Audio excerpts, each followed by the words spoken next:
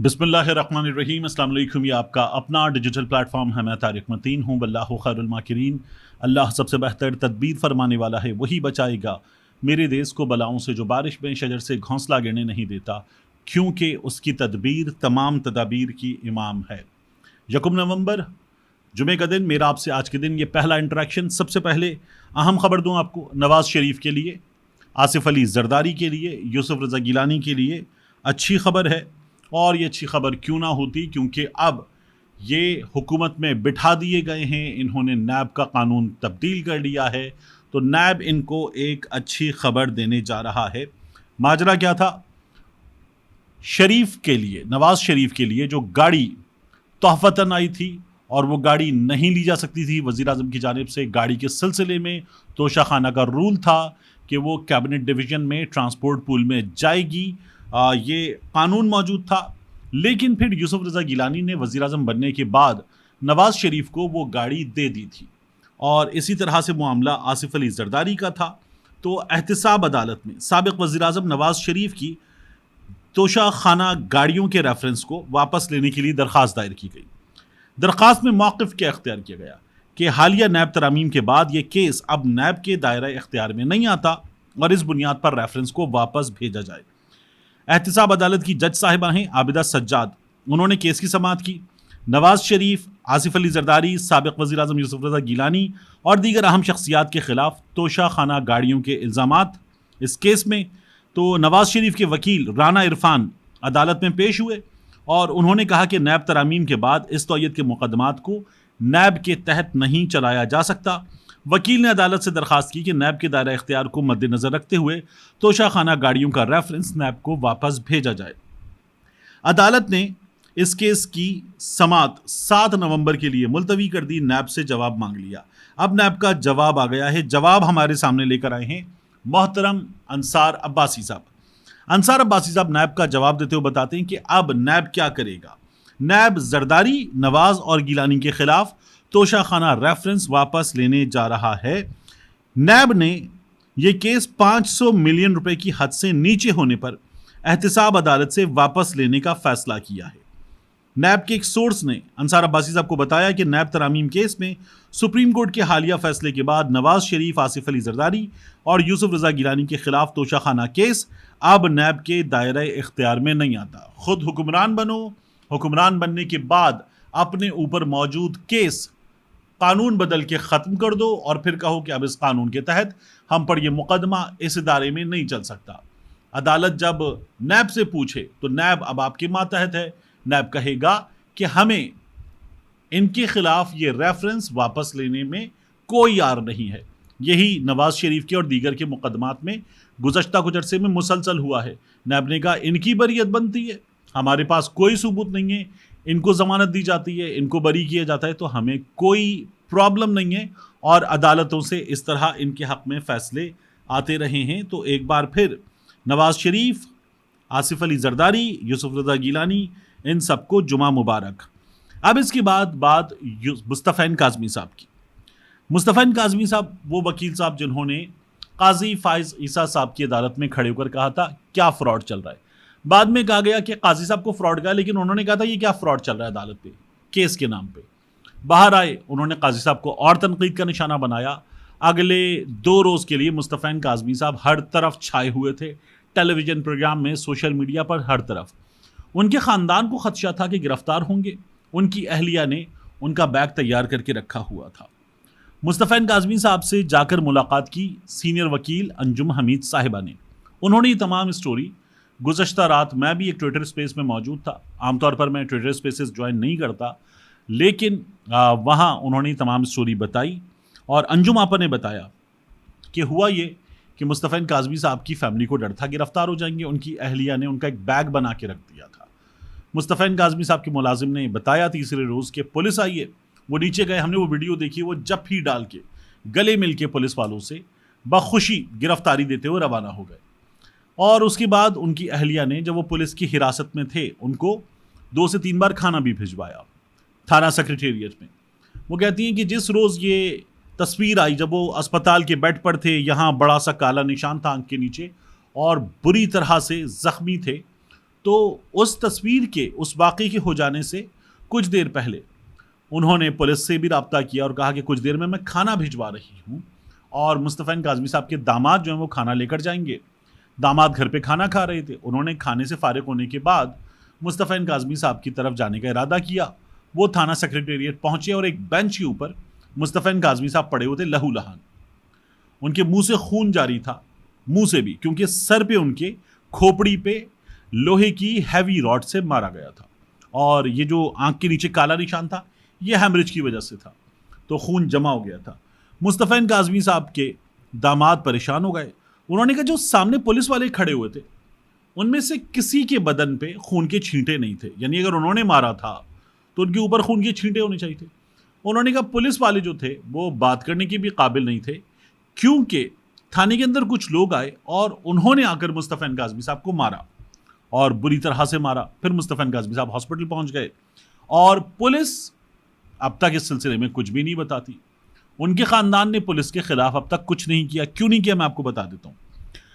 अंजुम साहिबा कहती हैं कि मैं मुस्तफ़ा काज़मी साहब से मिलने गई उनके घर पे उनका हाल देखने, तो जब वो आए कमरे में, हम उनके ड्राइंग रूम में बैठे हुए थे और मुस्तफ़ा काज़मी साहब आए तो वो ऐसे जैसे पेंगुइन चलता है ना, वो इस तरह से बेबी स्टेप्स उठाते हुए, क्योंकि वो चल नहीं पा रहे थे, इस तरह से आए और उन्होंने कहा कि जब वो बैठ गए आकर तो उनका बैठना भी बिल्कुल पोजीशनल था। वो एक ख़ास कैफियत में बैठ गए, उसके बाद वो मज़ीद मूव भी नहीं कर पा रहे थे। वो एक ख़ास एंगल पर देख रहे थे, उससे ज़्यादा नहीं देख पा रहे थे और उनकी आंखें पूरी तरह से खुल नहीं रही थी। उनका हाफजा पूरी तरह से बहाल नहीं हुआ और मुस्तफ़ा काज़मी साहब बमुश्किल 1 से 2 लफ्ज़ बोल रहे हैं, वो पूरा जुमला नहीं बोल रहे और बहुत बुरी तरह से वो तकलीफ़ में है।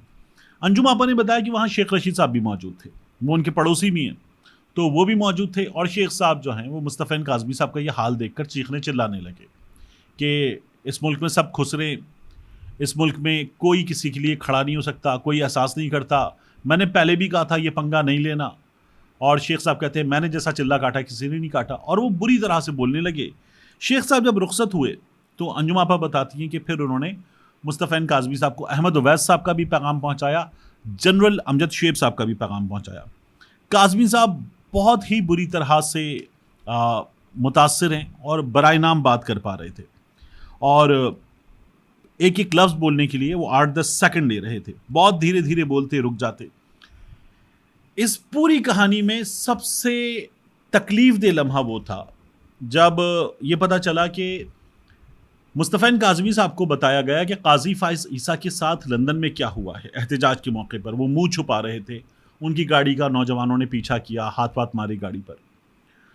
मुस्तफ़ा काज़मी साहब ने ये बात सुनी और सुनने के बाद उन्होंने बिल्कुल खामोश तो थे लेकिन एक अजीब से अंदाज में आसमान की तरफ देखा। यानी वो होता है ना कि अल्लाह हिसाब लेता है, उसकी लाठी भी आवाज़ है, तो इस अंदाज में उन्होंने आसमान की तरफ देखा। ये पता चला मुस्तफ़ा काज़मी साहब जो हैं उनकी फैमिली ने इस सिलसिले में अब तक क्यों नहीं कुछ किया था, क्योंकि वो परेशान थे। मुस्तफ़ा काज़मी साहब जिस हाल में थे, उनकी बेटी पाकिस्तान से बाहर हैं, उनकी अहलिया परेशान थी कि ये हुआ क्या है, और ख़ानदान पूरा शौक की कैफियत में था। वो उनकी रिकवरी के लिए एफ़र्ट्स कर रहे थे। अब वो खासे बेहतर हो चुके, लेकिन हाफजा बेहतर हो जाए मुकम्मल, वो बोलने के काबिल हो जाएं और वो फुली रिकवर कर जाएं, इसके लिए मुस्तफ़ा काज़मी साहब को मज़ीद 20-22 दिन दरकार होंगे और साथ में आगा खान कराची अस्पताल लाना होगा। ये उनके इस्लामाबाद में मौजूद जो मुआलिजीन हैं उनकी राय है कि मुस्तफ़ा काज़मी साहब को लाना पड़ेगा यहाँ आगा खान अस्पताल कराची। ये उनके केस में हमारे सामने ख़बर आ रही है। बहुत ही तकलीफ़ दे हाल था मुस्तफ़ा काज़मी साहब का। काजी फाइज ईसा के लिए ये कहा जा रहा है कि वो ज़िम्मेदार हैं जो कुछ उनके साथ हुआ, क्योंकि उन्होंने अदालत में उन पर तनकीद की, सोशल मीडिया पे, मीडिया पे उन पर तनकीद की और उसके बाद वो गिरफ़्तार हो गए। तो किस वजह से हुए, क्या हुआ, इसकी कोई रीज़न नहीं है। उनके साथ जो कुछ हुआ वो भी अब तक क्लियर नहीं है। काज़मी साहब का ख़ानदान इस सिलसिले में कानूनी कार्रवाई करेगा, बट वो मुस्तफ़ा काज़मी साहब की फुल रिकवरी का इंतज़ार कर रहे हैं। एक बहुत बड़ा ब्यूरोक्रेट, एक अच्छी साख वाला कानूनदान, वो इस हाल को पहुंचा है। हिसाब होना चाहिए। इस तरह से किसी को भी बग़ैर एहतिसाब के छोड़ दिया जाए इतने बड़े वाक़े के बाद, ये नहीं किया जा सकता। साथ में काजी साहब की बात हो रही, तो काजी साहब के मामले में हमारा मीडिया, हमारे सहाफ़ी इस मामले को ख़त्म नहीं होने दे रहे। अब्दुल क़य्यूम सिद्दीकी साहब वैसे भी बड़े काजी फ़ाइज़ ईसा साहब के हवाले से उनके अपने दोस्त मतीउल्लाह जान साहब हुए, दीगर लोग हुए, वो भी अब्दुल क़य्यूम सिद्दीकी साहब को तनकीद का निशाना बनाते हैं, और अब्दुल क़य्यूम सिद्दीकी साहब काजी फ़ाइज़ ईसा के साथ जो कुछ हुआ उस पर लोगों को तनकीद का निशाना बनाते हैं। क़य्यूम सिद्दीकी साहब ने ट्वीट किया और कहा, मस्जिद नबवी सल्लल्लाहु अलैहि वसल्लम का एहतराम नहीं करते, मस्जिद नबवी सल्लल्लाहु अलैहि वसल्लम का एहतराम नहीं करते, वो सदियों पुरानी तालीमी दरसगाह जिसके नाम में टेम्पल आता उसका क्या एहतराम करेंगे। जो लोग मस्जिद नबवी का एहतराम नहीं करते वो मिडिल टेम्पल का एहतराम करेंगे। ये क़य्यूम सिद्दीकी साहब ने ट्वीट किया और कहा, जहालत तेरा ही आसरा। अब मैं आपसे अर्ज़ करूँ, ये क़य्यूम सिद्दीकी साहब के अपने इदारे का द न्यूज़, उन्हीं का अखबार है, उसने लिखा जज अरशद मलिक के हवाले से, जिन्होंने बताया था कि उनके साथ क्या हुआ। और यहाँ आप देखिए कि जज अरशद मलिक ने ये बताया कि वो 28, और ये बयान हल्फी है उनका, अदालत को दिया गया, 28 मई 2019 को उम्रे के लिए चले गए। इशा की नमाज के बाद 1 जून 2019 नासिर बट उन्हें मस्जिद नबवी सल्लल्लाहु अलैहि वसल्लम, वही मस्जिद नबवी सल्लल्लाहु अलैहि वसल्लम जो हमारे लिए इंतहाई काबिल एहतराम है, जिसकी बात अभी क़य्यूम सिद्दीकी साहब कर रहे थे, उसके बाहर मिले और कहा कि चलो मेरे साथ हुसैन नवाज शरीफ से मिलने। और वो कहते हैं कि जब मैंने इस सिलसिले में रेजिस्ट किया और कहा कि मुझे नहीं मिलना, तो मुझे दोबारा धमकी दी गई और बताया गया कि मेरे लिए एक क्लिक पे प्रॉब्लम हो जाएगी, क्योंकि उनको उनकी वीडियो दिखाई गई थी, माजी की एक वीडियो। तो फिर वो कहते हैं कि मैं हुसैन नवाज से मिला। हुसैन नवाज का रवैया मस्जिद नबवी से बाहर आने वाले जज साहब बता रहे हैं धमकी आमेज था, और हुसैन नवाज ने मुझे 500 मिलियन रुपीस की ऑफ़र भी की, यानी तकरीबन 50 करोड़ की ऑफ़र की, और ये बताया कि जहां सेटल होना चाहोगे, यूरोप में, कनाडा में, अमेरिका में, सेटल करवा दिया जाएगा, औलाद की नौकरी और एक अच्छे कारोबार का बंदोबस्त भी करवा दिया जाएगा, ये 50 करोड़ के अलावा है।